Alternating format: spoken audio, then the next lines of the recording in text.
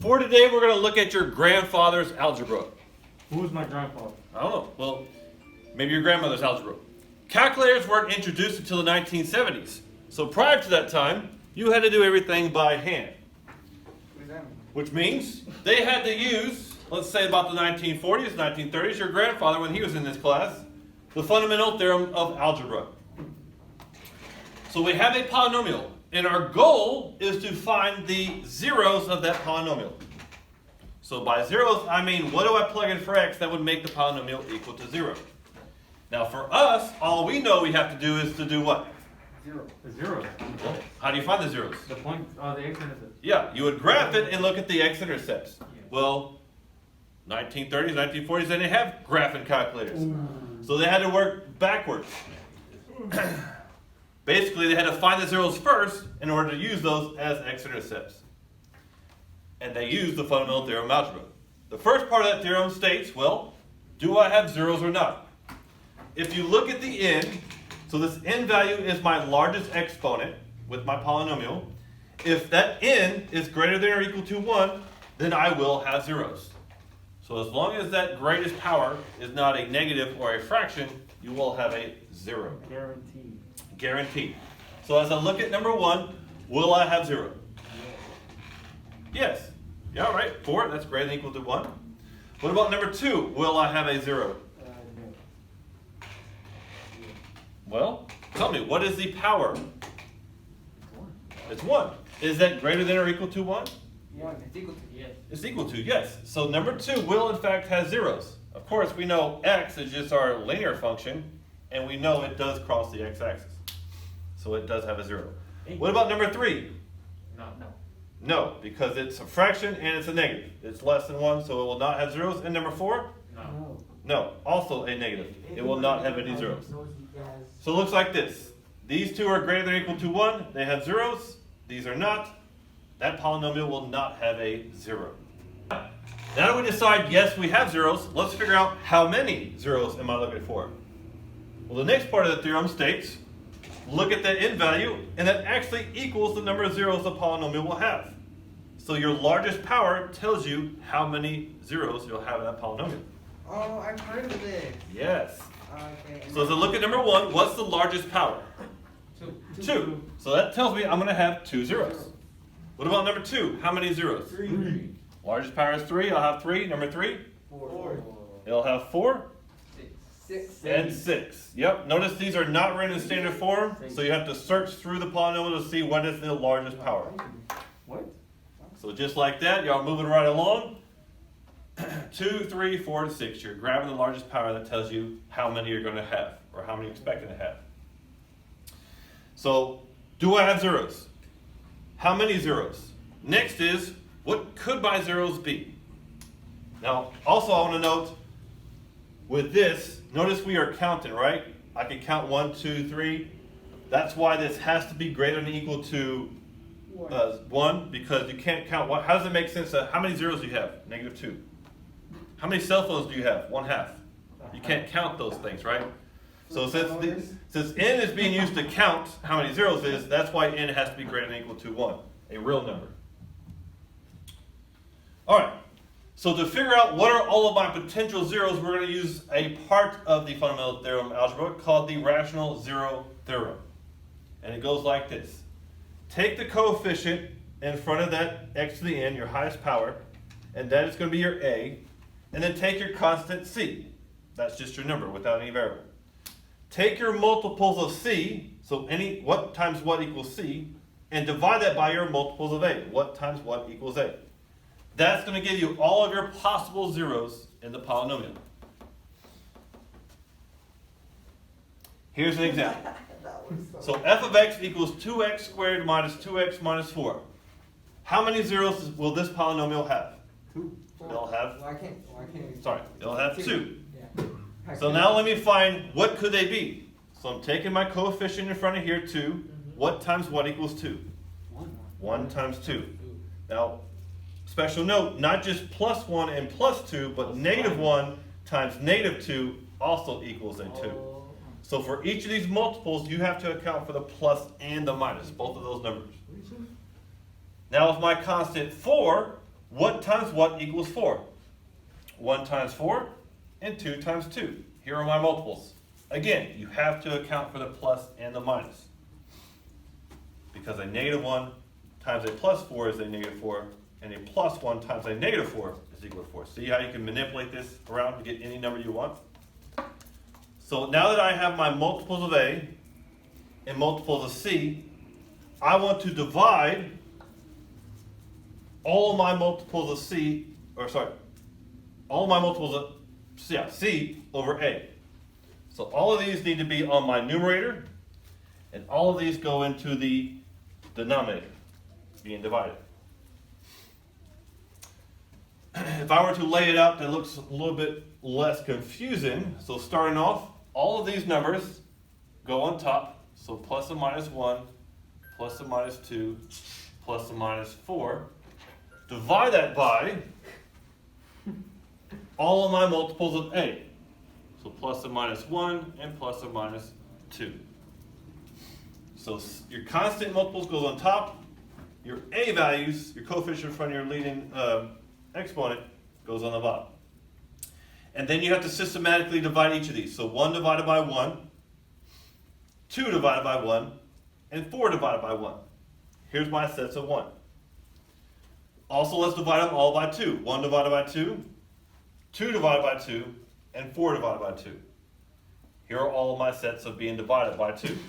Now, for the sake of space, I didn't add the plus and minus, but they are still here, with each of these numbers, like so. So, y'all follow me so far. Where do I get all of this? This is my set of all of these numbers being divided by this 1, and this set is all of these numbers divided by the 2. Now we just need to simplify. So 1 over 1 is 1, 2 over 1 is 2, that's 4, that's 1/2, that's 1, which I already have, so you don't have to write it twice, and this is 2, I already have it. So by simplifying, we get this is all of our possible zeros for this polynomial. Plus and minus 1, plus and minus 2, plus and minus 1/2, and plus and minus 4. How many possible zeros do I have? How many possible zeros do you see here? None. None, because it has a fraction. No. We're not finding the number of zeros. These are my possible values of zeros. Two of these are 4. I have 4 positives and 4 negatives, which makes a total of 8. Oh. So there's 1, 2, I don't know why 3, I thought 4, it was underlined. 5, 6, 7, 8 possible zeros in here, and I'm only looking for 2 of them. So somewhere in here, I have 2 x-intercepts. I don't know what they are. What you have to do, which we'll see tomorrow, is plug them in one by one and see if they work. Yes. All right, so let's see that live. Why is that number the way? Let's look at that live. How many zeros is polynomial expecting to have? 3. It's expecting to have 3. So now let me look at my rational zero theorem. Which 2 numbers do I need to focus on with the rational zero theorem? 3 and 10, right? This is my largest exponent, so I want the coefficient in front, and this is my constant. So now let me find the multiples of these 2 numbers. What times what equals 3? 1 times 3. 1 times 3, That's about it. plus and minus, because -3 times -1 is also 3. And what are my multiples of 10? 2 and 5? 1 times 10. 1 times 10, very good. And again, plus minus, plus minus, plus minus. 1, 2. Now which of these sets goes on the numerator again? The 10. The 10, right? So let me go ahead and grab my A values here and throw them down in the numerator. Plus and minus 1 and plus and minus 3. Now let's go systematically through here and find my actual zeros. So, let me start with my 1 here. So what's 1 divided by 1? 1. It's 1, so plus and minus 1. What's 1 divided by 3? 3. 1 divided by 3 1. is 1/3. Thank you. Oh my god. So 1 got divided by each of these. Now let's do 2. 2 divided by 1, which is 2, Yeah. and 2 divided by 3. 2. 2 or 3. Third. You get so like, you have like those trust issues now. And now 5 You're like, oh. over 1, plus or minus 5, and 5 over 3, plus or minus 5/3. What numbers am I missing? 10. Very good. 10 over 1 is 10, and what's the other one?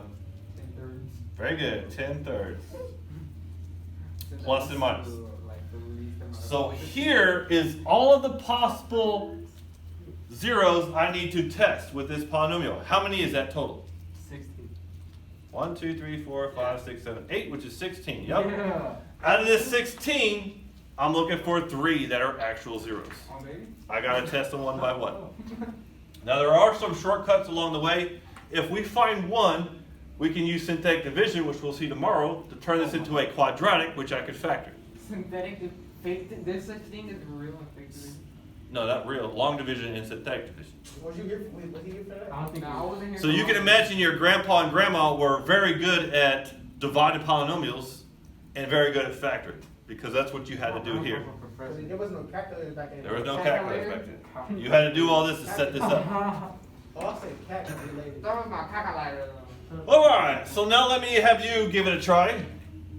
Find all possible zeros of this polynomial. I'll give you a hint, it's a lot of them. 24. So, what 2 numbers should I look at with my rational zero theorem? 6 and 12, very good. What are my multiples of 6? 2, 3. 2 and 3, 1, 6. and 1 and 6. Plus and minus, plus and minus, plus and minus, plus and minus. Alright, now let's find our multiples of 12. What are my multiples of 12? 12. 1 and 12, 4, 3, 6. 4 and 3, and 2 and 6. And again, plus and minus of all of those numbers. Alright. Now, which of these sets goes on the top, on the numerator? My multiples The of... total is on the What's top that? and the sequence on the bottom. Alright, so those Yeah. multiples goes on top. I need to divide all of those by plus and minus 1, plus and minus 2, plus and minus 3, and plus and minus 6. Alright, so I got some simplifying to do. I'm not. So let's see if we can do this systematically. I'm going to start at 1, divide it by all these numbers, and then work my way down. So 1 divided by 1 is plus or minus 1. 1 divided by 2 is plus or minus 1/2. 1 divided by 3, plus or minus 1/3. 1 divided by 6, is plus or minus 1/6. Okay, so that takes care of 1. Now let's do 2. What's that? Okay. 2 divided by 1, plus or minus 2. 2 divided by 2 is 1, already got it, so no point in writing it down twice. 2 divided by 3 is 2/3. 2 divided by 6 is 1/3, already got that. So there's 2. Now let's look at 4. 4 divided by 1 is plus or minus 4. 4 divided by 2 is 2, got it.